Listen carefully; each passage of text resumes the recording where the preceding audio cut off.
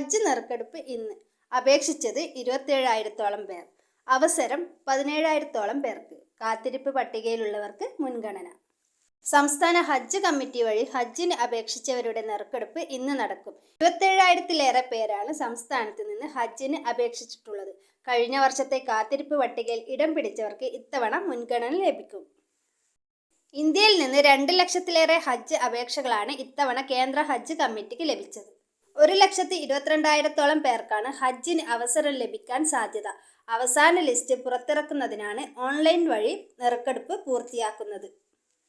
മുംബൈയിലുള്ള കേന്ദ്ര ഹജ്ജ് കമ്മിറ്റി ഓഫീസിൽ അല്പസമയത്തിനകം നറുക്കെടുപ്പ് നടക്കും. ഹജ്ജ് കമ്മിറ്റി .gov.in എന്ന വെബ്സൈറ്റ് വഴി നറുക്കെടുപ്പ് തത്സമയം പ്രദർശിപ്പിക്കുന്നുണ്ട്. കേരളത്തിൽ നിന്ന് 17,000-ഓളം തീർത്ഥാടകർക്കാണ് ഇത്തവണയും സാധ്യത.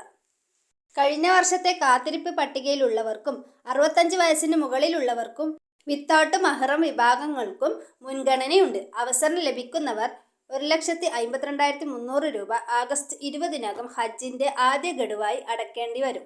നറുക്കെടുപ്പ് പൂർത്തിയാകുന്ന മുറയ്ക്ക് അവസാന ലിസ്റ്റ് വെബ്സൈറ്റ് വഴി പ്രസിദ്ധീകരിക്കും. ഈ വീഡിയോ നിങ്ങൾക്ക് ഉപകാരപ്പെട്ടിട്ടുണ്ടെങ്കിൽ ഒരു ലൈക്ക് തരണേ പ്ലീസ്. ഓക്കെ.